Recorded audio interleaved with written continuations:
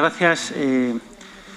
La verdad es que estoy muy contento de estar aquí hoy y además tener un público tan joven, que creedme no es habitual en los congresos a los que normalmente asisto. Y bueno, pues sin más, si os parece, voy a empezar.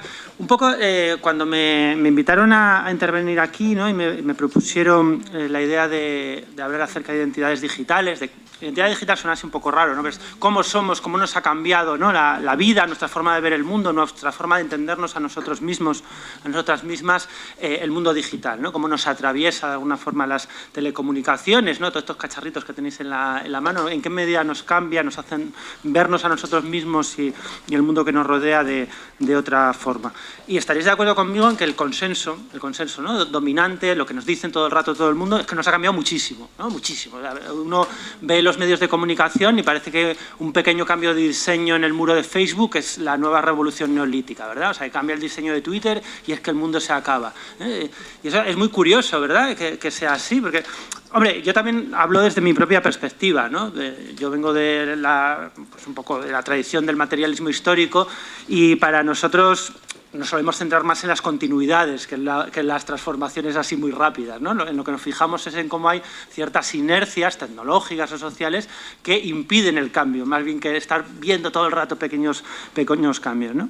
Así que lo que quería hacer en primer lugar era pues analizar, ¿no? Esta sensación de discontinuidad, de cambio permanente que nos rodea, ¿no? Como si el futuro estuviera a la vuelta de cada MediaMarkt o de cada sección de tecnología del Corte Inglés y tratar de descomponerlo en algunos elementos para tratar de pensarlo con un poco más de calma, ¿no?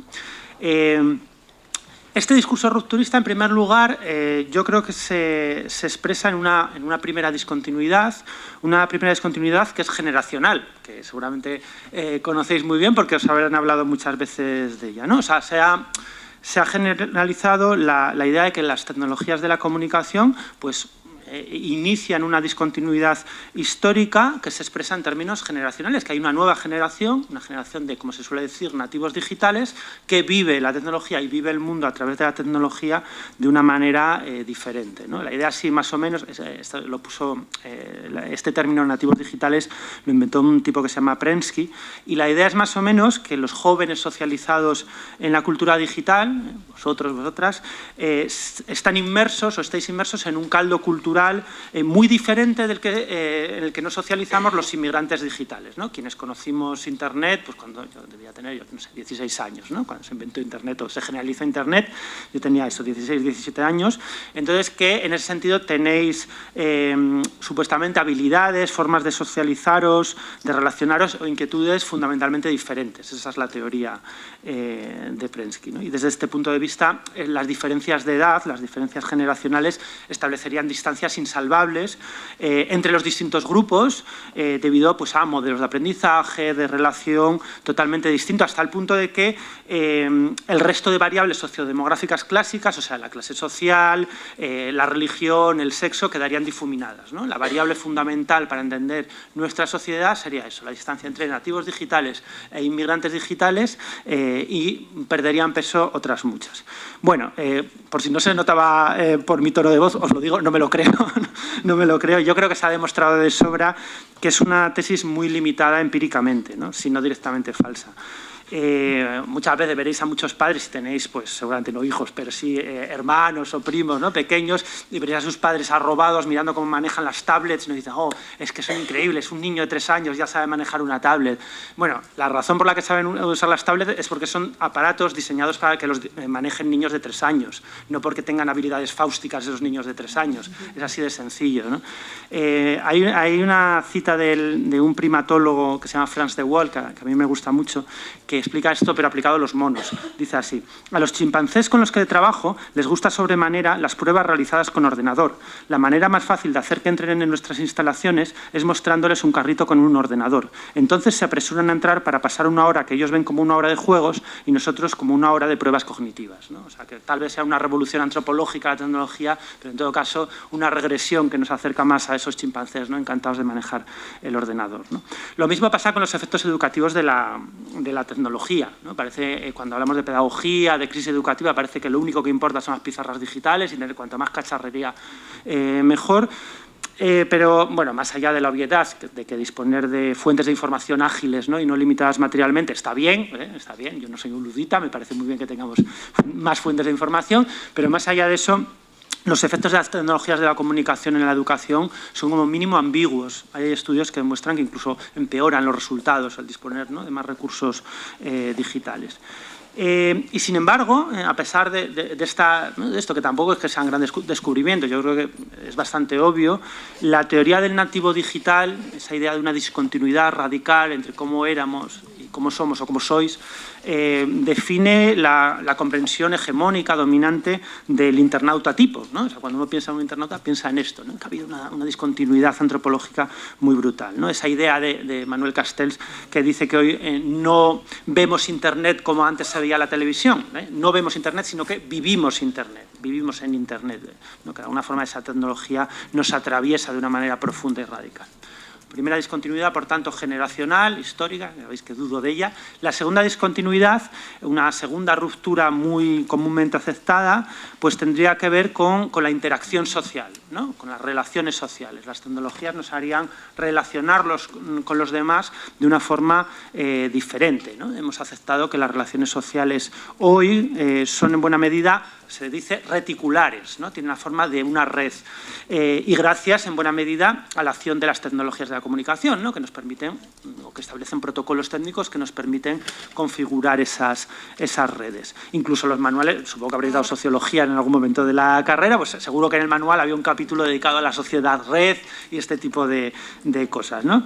Y a poco que uno lo piense, resulta bastante extraño, ¿no? O sea, olvidaos un poco de la cacharrería que nos rodea, ¿vale? Veáoslo. ¿Cómo demonios va a ser nuestras relaciones sociales si no es una forma de red? O sea, si ahora os digo que hagáis un dibujito, ¿no?, con vuestras relaciones sociales, con familia, con amigos, os va a salir una red. Es así. ¿Cómo van a ser las relaciones sociales más que una red? ¿Por qué entonces tanta novedad, tanta discontinuidad? Yo creo que para entender por qué los sociólogos ven esto como una ruptura, ¿no?, hay que tener en cuenta el esquema sociológico al que ellos consideran que esto supone una diferencia, ¿vale? O sea, respecto a qué supone una ruptura. Bueno, veréis, según un modelo muy extendido, que habréis estudiado seguro en vuestros manuales de sociología básica, ¿no?, hay una distinción muy básica entre grupos primarios, lo que se llaman grupos primarios, y grupos secundarios, ¿eh? Os acordaréis, ¿verdad? Los grupos primarios, recuerdo, para quien no haya estudiado, los grupos primarios pues son los grupos cálidos, pequeños, que son una finalidad en sí mismo, ¿no?, típicamente las familias, ¿no?, cuyos miembros son insustituibles, ¿no? Si se te muere un primo, pues no puede venir, ¿no?, tu tío con otro, ¿no?, que ha traído de una oficina de empleo. Mira, ahora este es tu nuevo primo, ¿no? Se pierde para siempre ya, ¿no?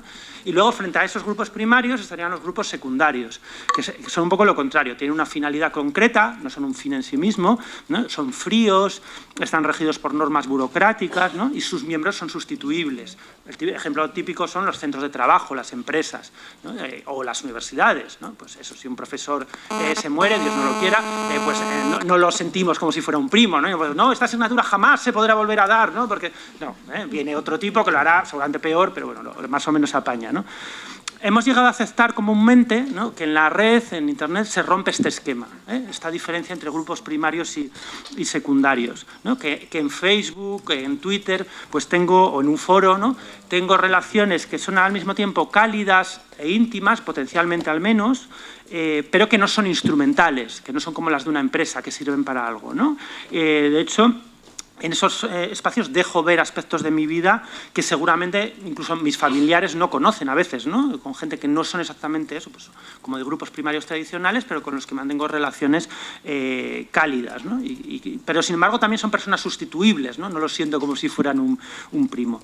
Y además eso tendría repercusiones, se nos dice, también políticas, ¿no? En la medida en que la intervención política no sería ya el resultado del activismo más o menos tradicional, ¿no?, del activismo en una comunidad de compromisos, como podría ser un partido político, como podría ser un sindicato, un movimiento social, una iglesia incluso, sino sería más bien un tipo de intervención fluida en una red que sí tiene sus propios ritmos, ¿no?, y que no responde a pues, las dinámicas de estos movimientos más tradicionales.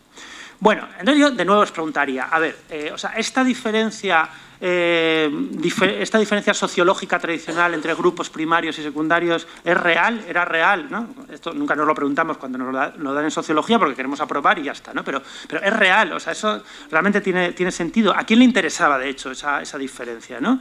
Porque yo diría que hasta cierto punto es una especie de construcción de la ideología de mercado, ¿no? Que nos impulsa a creer que el único mundo de calidez y de fraternidad es el que tenemos en nuestros hogares, ¿verdad? Pero que cuando abrimos la puerta de casa y vamos a la universidad, a la empresa, es una jungla darwiniana, ¿no? La lucha por la vida, la competencia absoluta, un mundo de relaciones frías y egoístas, ¿no? Y en cambio, pues solo cuando retornamos cansados a casa por la noche, pues ahí ya sí podemos encontrarnos, ¿no? Con grupos primarios, cálidos y tal. Bueno, la verdad es que en los hogares hay muchos conflictos y muchas relaciones de poder, muy desiguales también, y también lo contrario, también en los centros de trabajo y en las universidades puede haber fraternidad, puede haber intereses compartidos, ¿no? Puede haber calidez y solidaridad. Eso es lo que nos dicen los sindicalistas, de hecho, ¿no? O sea, que los centros de trabajo pueden ser espacios de fraternidad y no solo de competencia, y que además es mejor que sea así, ¿no? Así que yo diría que más bien, frente a lo que dice la sociología clásica, habría que ver la diferencia entre grupos primarios y secundarios como un continuo, ¿no? Como un continuo poco coherente, un continuo conflictivo, ¿no? A veces pues con importantes altibajos, con lo cual la novedad de las relaciones digitales también se relativizaría, ¿no? También es más relativa, diría yo. Si entendemos esa distancia como un continuo, pues lo que pasa en Facebook o en Twitter pues tampoco es tan distinto en el fondo, ¿no? Porque sí que puedo tener mucha intimidad y colaboración con un desconocido en una red social, es verdad que eso pasa, ¿no? Pero también puede pasarme algo similar, yo qué sé, en el piquete de una huelga, y de hecho pasa, y mucha gente que describe su pasado activista lo describe en esos términos, ¿no? Como un momento donde sientes fraternidad con gente a la que no conoces de nada en realidad, ¿no?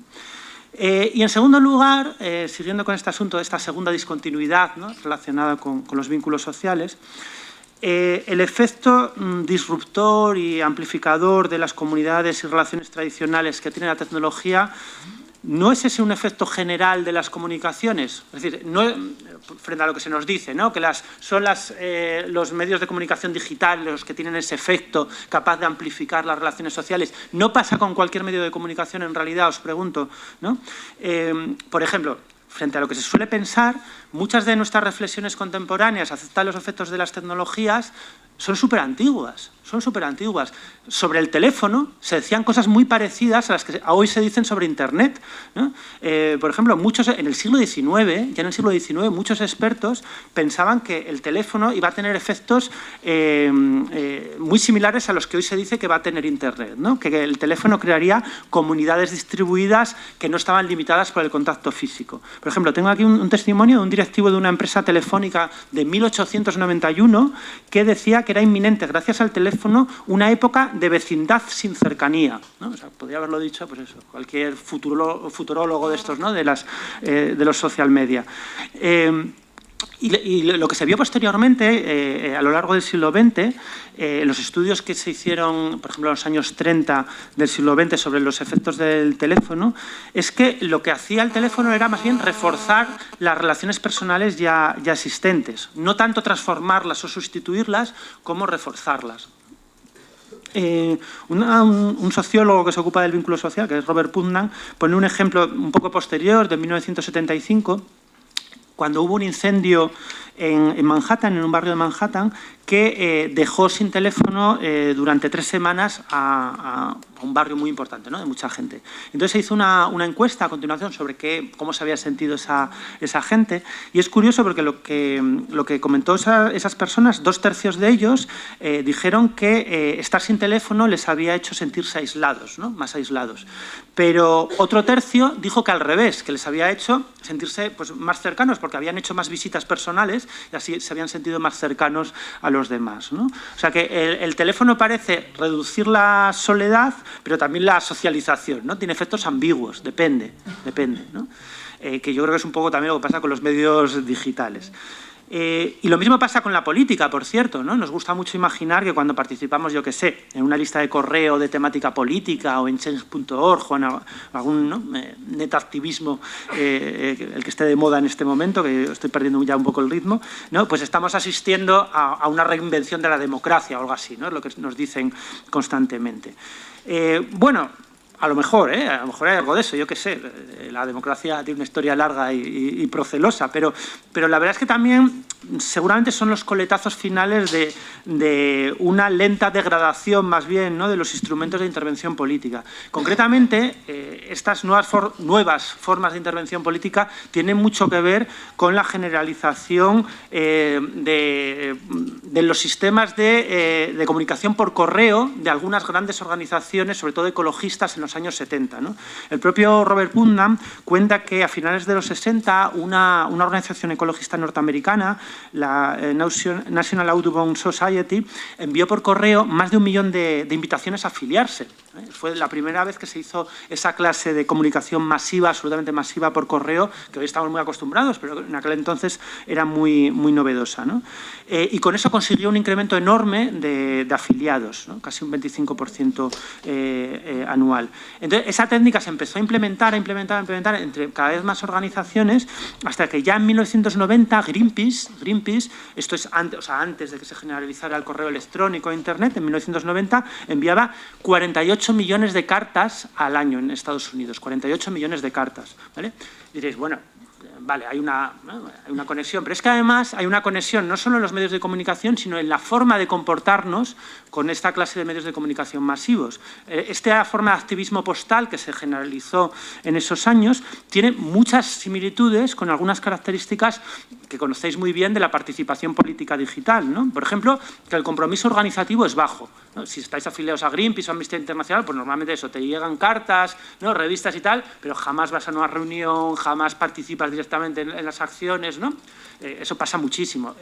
Pues los millones de afiliados que tiene Greenpeace, solo una pequeña minoría participan activamente en los procesos organizativos, ¿no? Que es exactamente lo mismo que nos pasa en Internet.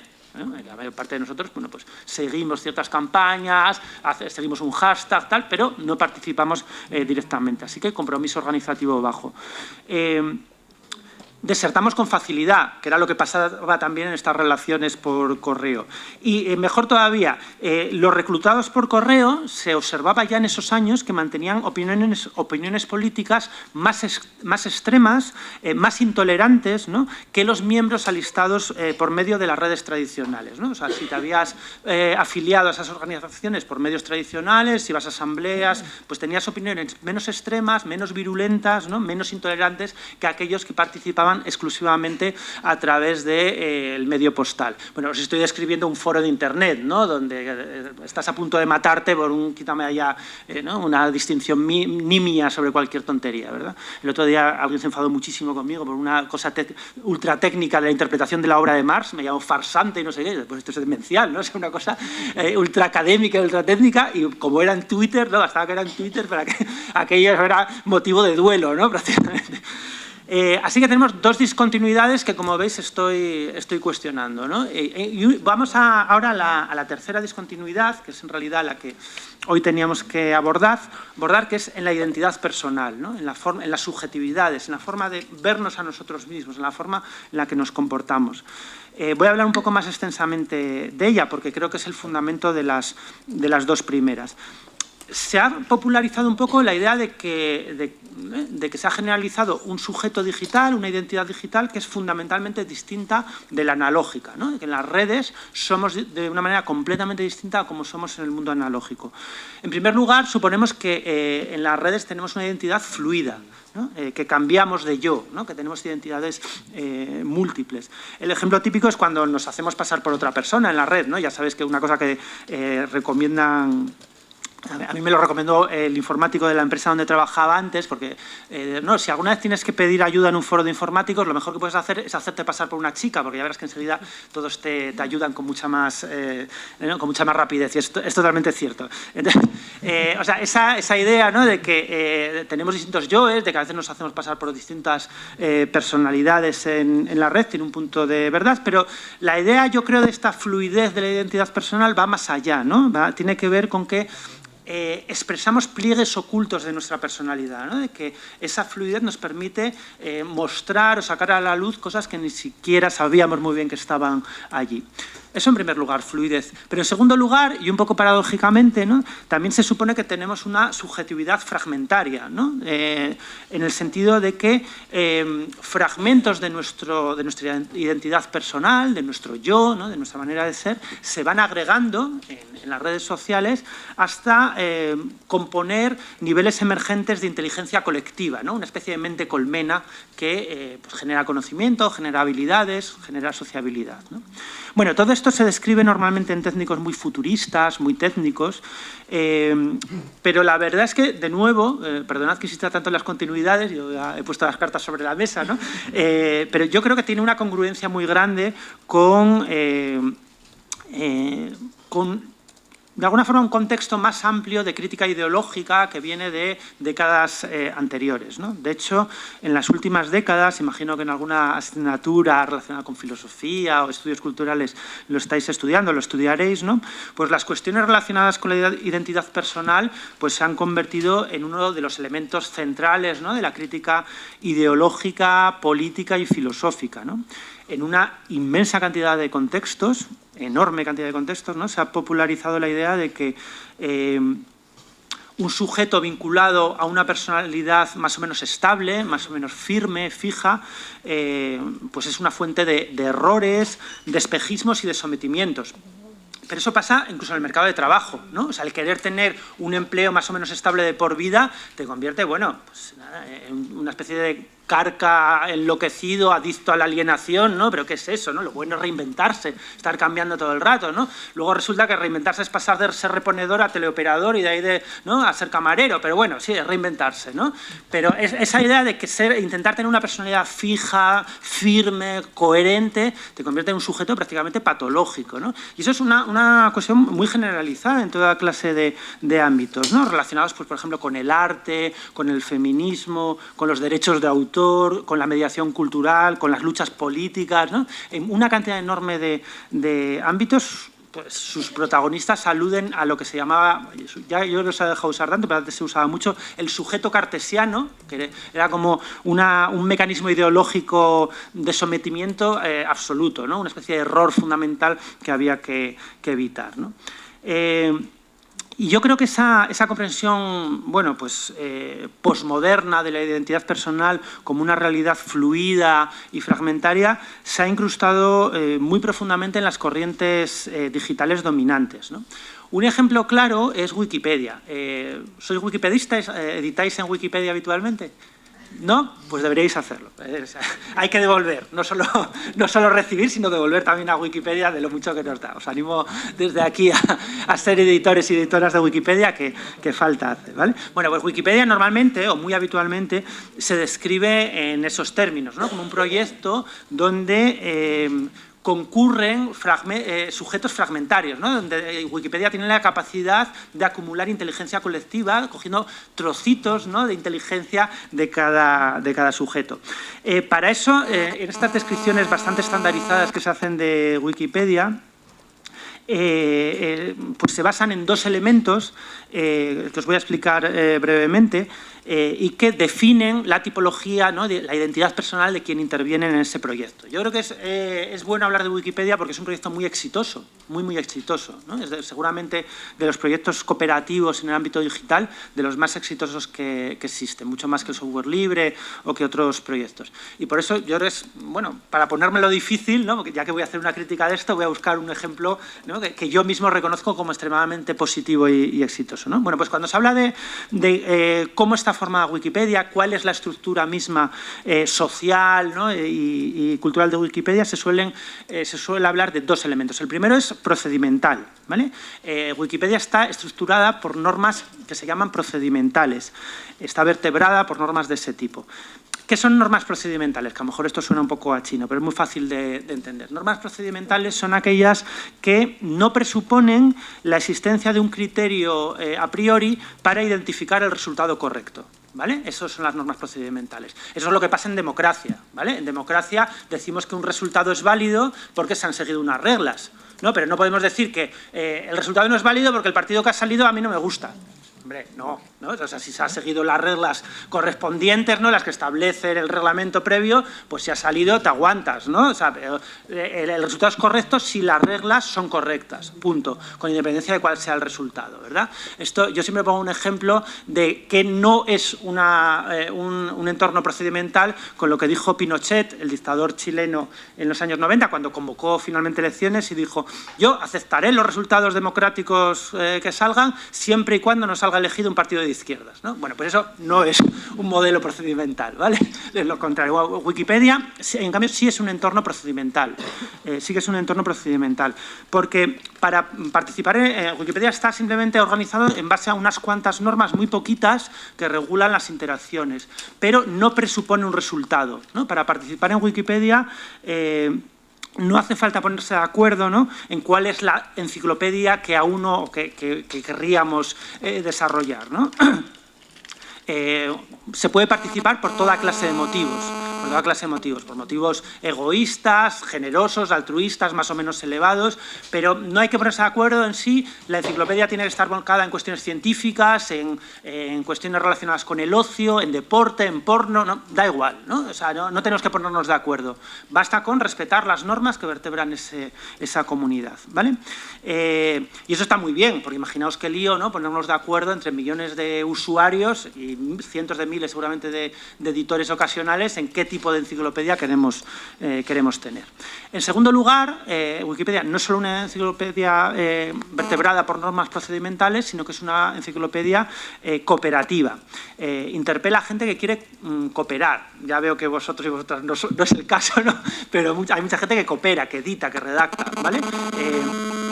¿Qué tipo de cooperación es esa? ¿No? Pues es peculiar, es un tipo de cooperación muy peculiar porque surge de una comprensión de Internet como un espacio donde, como os decía antes, se organiza o concurren fragmentos de inteligencia que se agrupan hasta componer una especie de, como os decía también, mente colmena, ¿no?, como una mente colmena agregada. La idea es un poco que al suprimir restricciones relacionadas pues, con la propiedad intelectual, con las condiciones técnicas de acceso a la información, pues eso incentiva la creación de espacios de producción en los que la coordinación emerge espontáneamente, ¿no?, de nuevo, sin que haya un profesor o un delegado de clase, ¿no?, o un jefe que te diga: no, tú haces esto, tú haces esto, tú haces esto, ¿no? Se ponen ciertos protocolos técnicos y la cooperación parece que aparece espontáneamente, ¿no? Y es así, de verdad. O sea, es muy impresionante en Wikipedia cómo cada uno colabora un poco con lo que puede, con los fragmentos de experto que uno es, ¿no? Pues, por ejemplo, a lo mejor uno no sabe nada sobre la voz guadiana, ¿no?, del río Guadiana, uno no sabe nada sobre el régimen hidrológico del Guadiana y, por tanto, no puede contribuir, ¿no?, a eso, pero a lo mejor sí puede corregir una errata en la voz de un pueblo por el que pasa el Guadiana porque ha pasado ahí sus vacaciones de verano y conoce ese pueblo y sabe que estaba mal escrita, ¿no? O sea, que Wikipedia extrae como los fragmentos de experto que cada uno tenemos respecto a muy distintos temas, los coordina, ¿verdad?, y genera una especie de inteligencia colectiva, ¿no?, de proceso granular cognoscitivo. Los microsaberes en ese contexto se van acumulando hasta dar lugar a niveles emergentes de conocimiento. Y eso, como digo, sin que un nodo central lo coordine, ¿eh? No es como en una enciclopedia tradicional donde hay un editor que va organizando todas esas partículas de conocimiento. Yo diría, de nuevo, que en parte me creo esta caracterización de Wikipedia y otros proyectos cooperativos similares. Yo diría que es problemática, ¿no?, porque, en primer lugar, la verdad es que Wikipedia no funciona así, o no solo funciona así. Esa es una parte, como en todos los otros casos que os he puesto, esa es una parte de la historia, pero no es toda la historia, ¿no? Pero antes de explicaros cuál es la otra parte de la historia, no tanto en Wikipedia, sino en general, me gustaría que pensáramos un momentito ¿por qué hemos aceptado esa imagen tan peculiar de cómo funciona la cooperación en Internet? Que yo creo que es parcial. No, porque nos olvidamos de que en Wikipedia en realidad sí que hay gente, ¿no?, que dedica muchas más horas que otra, sí que hay gente que dedica mucho más tiempo a coordinar, sí que hay grupos sociológicos estables, ¿no?, que realizan esa labor a veces un poco por detrás sin que se vea, ¿no? Pero bueno, antes de hablar eso, ¿por qué hemos aceptado esa imagen de espontaneidad, procedimentalidad? ¿Por qué nos resulta tan atractiva? Bueno, yo creo que nos resulta tan atractiva básicamente porque se parece mucho a lo que pasa en el resto resto de nuestra sociedad o a lo que nos dicen que pasa en el resto de nuestra sociedad, en el mundo analógico, ¿no?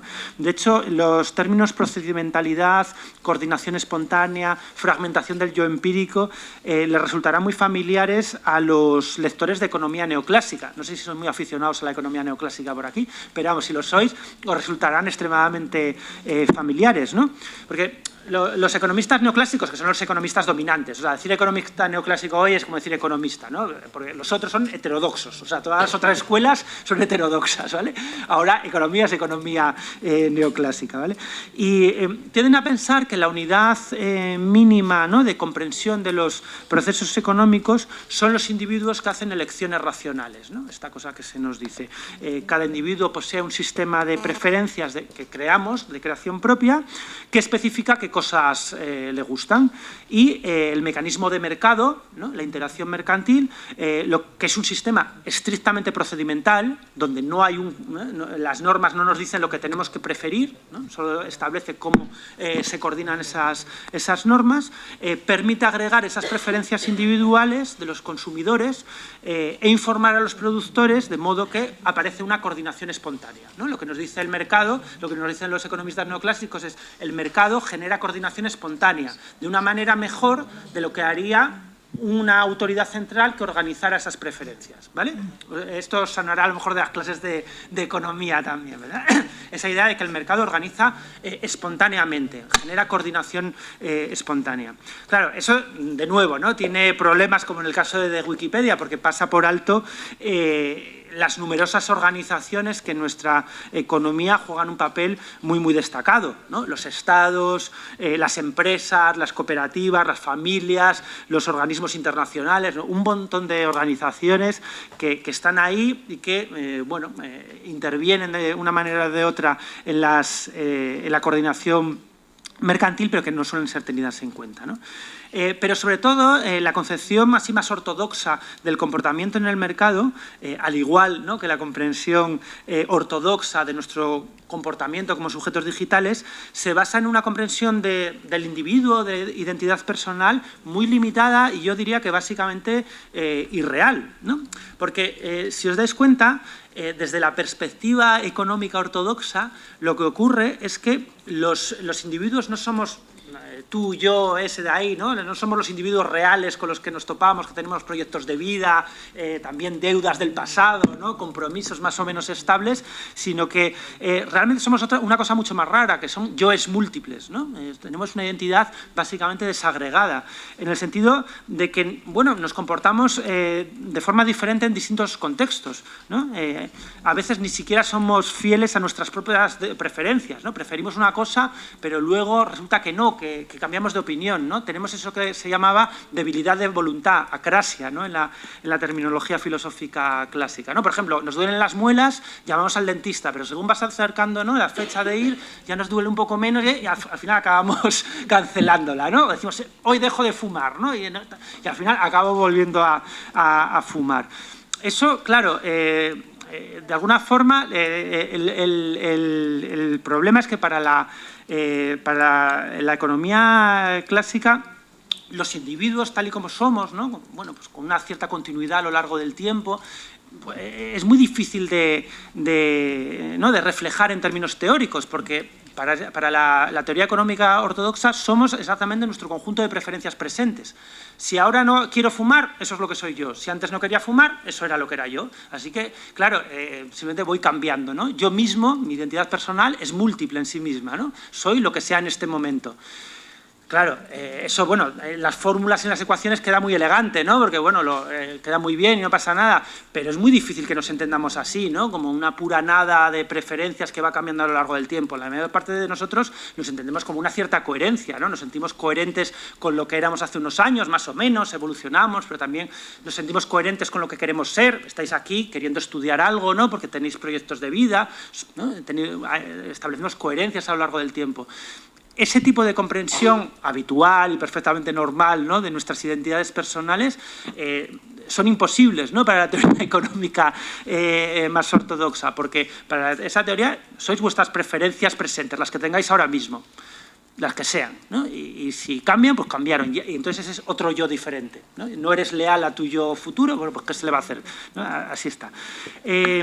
Claro, y en ese sentido yo creo que la moraleja un poco es que ese yo técnico, ¿no?, de la teoría económica es un punto vacío, ¿no? Es una pura nada de preferencias que se dan en este momento preciso, atemporal, que tengo que estar reactualizando constantemente para no caer en la incoherencia, ¿no? Y obviamente, insisto, los individuos reales no somos así, ¿no? No somos un punto vacío de preferencias, ¿no? Hay una coherencia que se prolonga a lo largo del tiempo. Estamos comprometidos con normas y con instituciones que regulan nuestra conducta al margen de nuestras preferencias puntuales, ¿verdad? Por ejemplo, o sea, describir en términos de preferencia lo que hacemos en muchas ocasiones es absurdo. Estoy seguro que, no sé si tenéis perro, por ejemplo, yo no tengo, pero veo a mucha gente pasear el perro a las 7 de la mañana, lloviendo, con un frío que pela. Yo no creo que esa gente se diga a las 6:30, me apetece sacar al perro a pasear hoy a las 6:30 lloviendo, ¿no?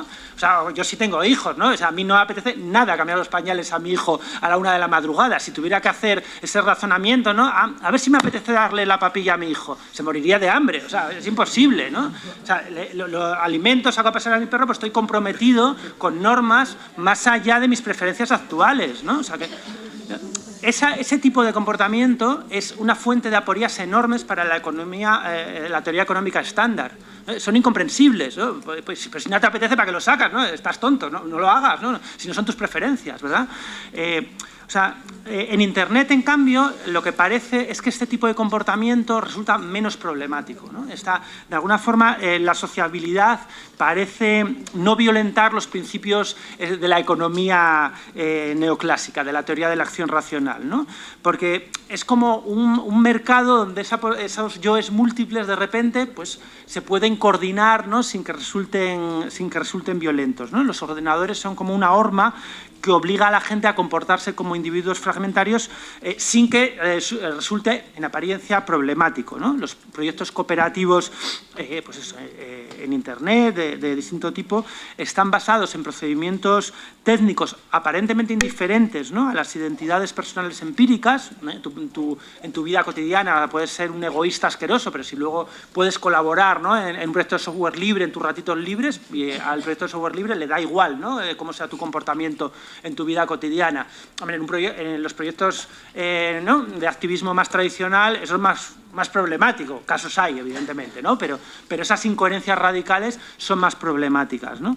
La razón es que el anonimato, la inmediatez permiten colaborar, compartir, ¿no?, formar parte de una comunidad digital cuando uno quiera, ¿no?, sujeto a la mera preferencia, si uno quiere, y con la personalidad preferida, ¿no? Tú puedes ser eso, lo que seas en tu vida real, en el mundo analógico, que puedes tener fragmentos de yo con otras características, por ejemplo, eso, solidario, etcétera, allí donde quieras, ¿no? En ese sentido, la cooperación tecnológica parece el fruto pues, de una serie aleatoria de decisores racionales perfectos, ¿no?, sin más pasado o futuro que el de sus preferencias actuales, las de aquí y ahora, y en esa medida las tecnologías de la comunicación lo que hacen es crear una especie de velo ideológico que hace posible esa fragmentación, ¿no? Lo que hacen es descomponer nuestros yoes reales, nuestra personalidad empírica, en una serie de identidades bien compartimentadas, ¿no?, que no se contaminan entre sí, y sobre todo ofrecen un mecanismo técnico para recomponer la actividad social mediante artefactos participativos, ¿no? Claro, esto tiene consecuencias políticas graves, ¿no? Y voy a ir terminando. Porque claro, y esto es algo que los neoliberales entendieron muy bien, ¿no? Porque los neoliberales lo que planteaban inicialmente era que realmente introducir la democracia en la arena económica era una receta para el desastre, ¿no? Es decir, claro, si usted intenta o bien poner una autoridad central que coordine las relaciones económicas o tratar de ponerse de acuerdo acerca de las actividades económicas, va a tener usted un gran follón, o bien un gran autoritarismo o un gran follón, ¿no? Porque eso es imposible.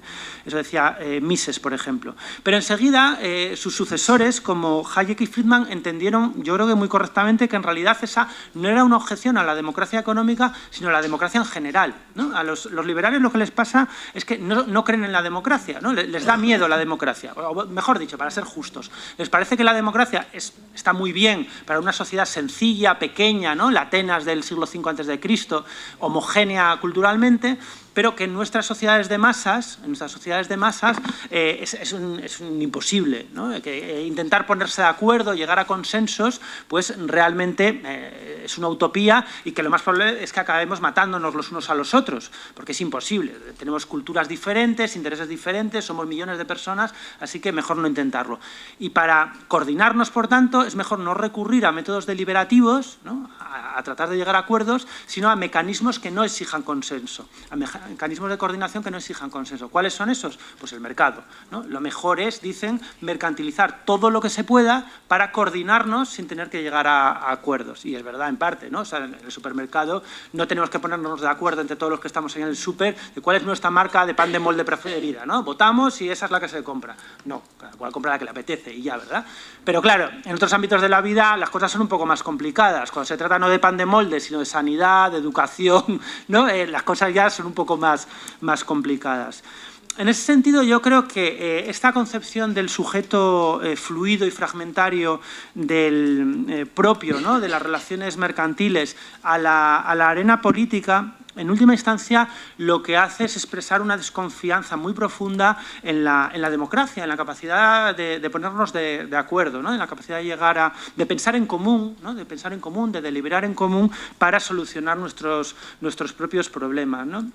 Así que, sin ser tampoco catastrofista, ¿no? Porque no quiero negar que las tecnologías de la comunicación contemporáneas hayan introducido ningún cambio. Claro que han introducido cambios, como todas las tecnologías a lo largo de la historia. Yo creo que es importante también pensar, qué es lo que dejamos en la sombra, ¿no? Qué es de lo que no hablamos cuando abrazamos esa clase de discursos tan optimistas, tan rupturistas, que nos dicen que hay un cambio que está aquí ya presente, que lo va a cambiar todo, que va a permitir formas de cooperación, de deliberación profundas y muy avanzadas, ¿no? ¿Qué es lo que dejamos en la sombra? ¿Qué es lo que perdemos? ¿Qué es de lo que no hablamos, ¿no? Y yo diría que de lo que no hablamos en realidad es de una profunda desconfianza en la democracia, ¿no? Que nos convierte en sujetos, en identidades frágiles, poco comprometidas, ¿no? con nuestra realidad social y política, y que en ese sentido nos incapacita para la deliberación política pues más avanzada, más profunda y más radical, ¿no? Yo creo que tenemos que pensarlo al revés, ¿no? Tenemos que pensar cómo tienen que cambiar nuestras democracias, cómo tienen que cambiar nuestras sociedades, cómo tienen que cambiar nuestra cultura, para que precisamente esas tecnologías tengan esos efectos de lo que nos hablan, para que efectivamente tengan efectos avanzados culturalmente, socialmente y políticamente, ¿no? O sea, invertir un poco el punto de vista, ¿no? Y nada más, para dejar un poco de espacio para el debate, yo creo que lo voy a dejar aquí. Muchas gracias y me gustaría escucharos a continuación.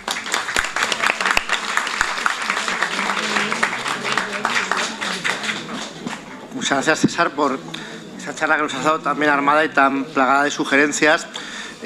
Igual te has quedado un poco impresionado de toda la gente que dice esto está en manos de las nuevas tecnologías, esta aula, porque está todo el mundo haciendo fotografías, estoy escribiendo, y puede ser un poco llamativo, pero es que soy el responsable, al menos en buena parte de que esto suceda, porque muchos de los asistentes son estudiantes de periodismo digital que están haciendo un trabajo práctico, y parte de ese trabajo pues es registrarlo a través de distintos dispositivos, ¿no? Porque sí, que no era una encerrona para que se generara algún tipo de contradicción entre lo que decía el conferenciante y lo que hacía el público. Bueno, vamos a abrir el turno de palabras, tenemos unos minutos y estoy seguro de que hay muchísimas cuestiones sobre la mesa, así que cuando queráis. A ver quién se anima, que esta mañana también nos ha pasado que costaba la primera palabra, pero luego... Sí. A ver, tenemos ahí la primera palabra y siempre la misma persona que nos anima para que hablemos también después los demás. Ahí. Sí, yo quería saber sobre lo que hablas del efecto rupturista, fragmentado, todo esto, cuánto tiene el tema de la velocidad, ¿no? De todo se explica, se comunica, se difunde. Es que se ha cortado un poco el micro. ¿Te importaría repetir la pregunta? Es que estaba fragmentado precisamente. Sí, pues justo en el tema que dices de la fragmentación, de todo lo que se intenta hacer, etcétera, ¿qué peso y qué papel de importancia tiene la velocidad en el consumo, en la información? Sí, efectivamente, ¿no? Lo que de alguna forma ocurre con estos procesos de fragmentación es que son muy aceleradores, pero ese es un proceso en el fondo también, de nuevo, perdonad que insista en lo mismo, ¿no?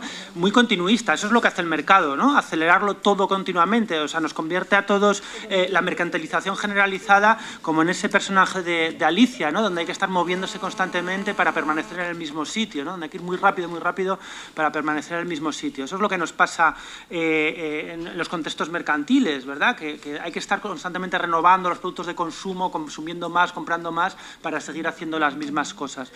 Frente a eso, un poco la lógica institucional más tradicional lo que introduce es un punto de conservadurismo, ¿no? Las instituciones más tradicionales nos atan a normas compartidas que nos impiden estar renovando todo continuamente, ¿no? Las familias, bueno, sí cambian, se renuevan, pero no de esa manera tan loca, tan acelerada, ¿no? Las religiones, los partidos, ¿no? Tienen un punto de continuidad, los cambios son más lentos, más graduales, más coherentes. En ese sentido, yo también veo entre esa velocidad enloquecida, ¿no? De las tecnologías de la comunicación y el contexto mercantil una continuidad muy importante, ¿no? Yo creo que en ese sentido también yo creo que deberíamos pensar un poco al revés, ¿no? O sea, ¿es esto inevitable, esta velocidad tan loca? Yo creo que no, ¿no? ¿En qué medida es positiva y en qué medida no lo es? Y si no lo es, pues ¿cómo podemos encontrar modelos alternativos? Bueno, sois estudiantes de periodismo digital, pues por ejemplo pensar eso, ¿no? Muchas veces yo creo que la moraleja generalizada acerca del periodismo digital es que periodista hoy es cualquiera con un móvil en la calle, ¿no? Y que eso es el periodismo del futuro. Yo creo que eso es un disparate absoluto, ¿no? Que el periodismo requiere oficio, el digital y el analógico y el que se haga con palomas mensajeras. Requiere oficio, requiere instituciones estables, requiere, por cierto, convenios colectivos, ¿no? Que te dé una estabilidad y te permita hacer tu trabajo bien, sin temor a que te despida tu jefe si sacas una noticia sobre el Corte Inglés, ¿no? Ese tipo de cosas. Requiere lentitud, ¿no? Y que realmente un tipo con un teléfono móvil en la calle y un montón de tipos con teléfonos móviles en la calle a gran velocidad reproduciendo sus grabaciones en las redes sociales, eso no es periodismo. Periodismo es otra cosa que tiene una tradición, un pasado, unas normas heredadas, un futuro también, ¿no? Y que van cambiando. Hay espacios de libertad y de cambio, pero también de continuidad, de compromiso y de tradición, ¿no? Y yo, en ese sentido, creo que tenemos que rebelarnos un poco contra esa velocidad, porque no creo que tampoco que se derive de la tecnología en sí, se deriva de cómo la tecnología se ha incrustado en un entorno mercantilizado, donde la velocidad es la norma, ¿no? Tenemos una pregunta ahí.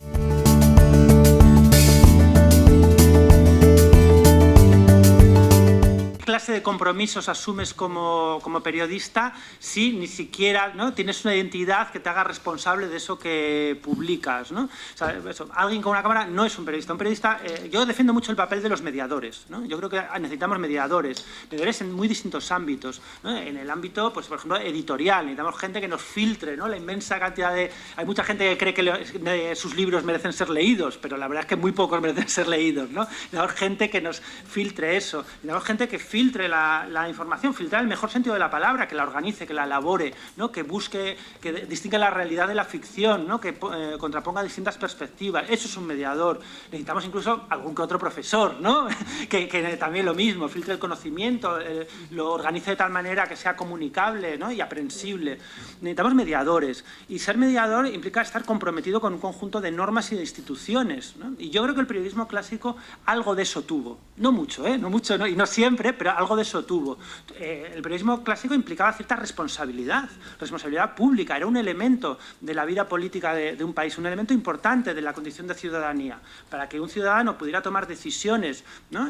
Pues eso, rigurosas, necesitaba información, era un elemento fundamental, pues, de la constitución de una esfera pública.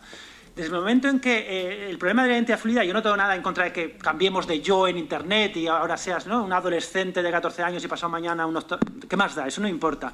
Lo que importa es en qué medida nos afecta eso a la posibilidad de establecer compromisos con un oficio, con una causa política. La palabra clave en ese sentido es compromiso, es responsabilidad, como bien es apuntado, ¿no?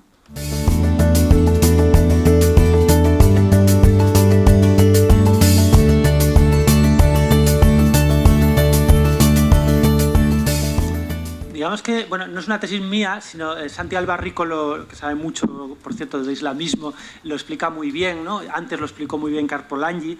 De alguna forma, no es tanto un resultado, ¿no?, de una concepción de la identidad, ¿no? La filosofía no tiene tanto poder, pero sí es un resultado seguramente de los procesos de mercantilización, ¿no?, extrema que se han vivido en algunos países y que de alguna forma han eliminado los vínculos sociales tradicionales, ¿no? Y cuando te dejan en una especie de erial social, de desierto social, pues hay contramovimientos, ¿no? Reaparecen necesidades de identidad, necesidades de vínculo mutuo, y a veces esas reapariciones son monstruosas, ¿no? Eso es lo que pasó en los años 30 en Europa y es lo que está pasando, yo creo que ahora. Algo de lo que se habla muy poco es que muchos de los lugares donde el islamismo tuvo más vigor ya en los años 90 fueron los sitios donde los programas del FMI, los programas neoliberales eran más agresivos. Egipto, donde los hermanos musulmanes tenían muchísimo peso, fue el laboratorio del FMI para toda esa región, ¿no? Tuvieron, bueno, unos programas extremadamente agresivos, igual que Túnez, igual que Marruecos. De eso se habla muy poco hoy, pero yo creo que es importante tenerlo presente, no para disculpar nada, ni por supuesto, pero sí para entender fenómenos que si no son muy misteriosos, ¿no? Parecen, ¿no?, fluvios de irracionalidad, ¿no? Como cuando se describe eso, el nazismo, el fascismo, como de repente una locura colectiva que convirtió a millones de personas en zombies idiotas. Bueno, yo creo que necesitamos un poco más de historia, un poco más de sociología para no dar esas versiones tan caricaturescas de lo que está pasando y entender lo que está pasando. Yo creo que sí, ¿no? Que algo de eso como mínimo hay, ¿no? Son reacciones extremadamente agresivas, aterradoras, ¿no?, y terroristas procedentes de un erial social que en buena medida es el producto de las políticas de décadas, ¿no?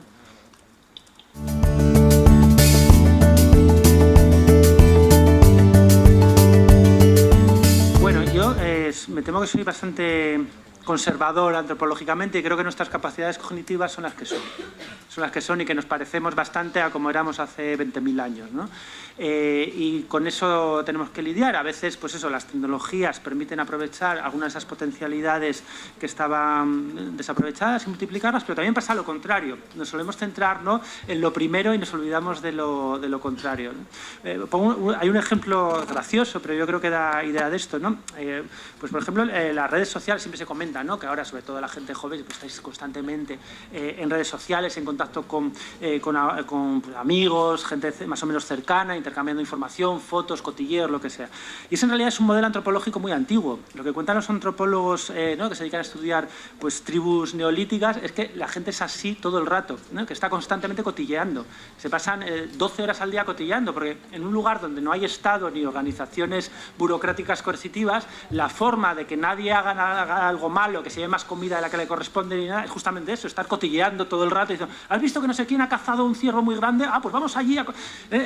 De alguna forma, lo que pasa al final, ¿no?, es que cuando estamos adictos a Twitter y Facebook nos estamos comportando mucho más como nativos del Kalahari de hace 5.000 años, ¿no?, que como seres de luz antropológicamente novedosos en un entorno digital, ¿no? Yo creo que hay una gran continuidad muchas veces antropológica en ese sentido. Y de eso a veces tiene efectos positivos, porque por eso pues nos permite cotillar mejor, ¿no?, que está en nuestro interior, y eso estará bien a veces. Pero a veces tiene efectos negativos, ¿no? Y yo creo que, por ejemplo, respecto a la capacidad de atención o de concentración, a veces la tecnología tiene efectos muy negativos. Hay tareas que necesitan concentración. Esa idea de multitarea es una idiotez. No somos multitarea, no lo somos, ya está, no somos multitarea, ¿no? Es algo que antropológicamente no somos ni podemos ser. Y aquellas tareas que requieren atención y concentración son completamente incompatibles con tener 8 aparatos a la vez dándome información, ¿no? Así que yo, cuando me preguntan eso, ¿no?, sobre las transformaciones antropológicas o cognitivas que inducen las tecnologías, diría más bien lo contrario, ¿no? O sea, ¿en qué medida se integran esas tecnologías en nuestras continuidades cognitivas, que dudo mucho que estén cambiando en los últimos 10 años, ¿no? Una última pregunta. El último tren, la última oportunidad.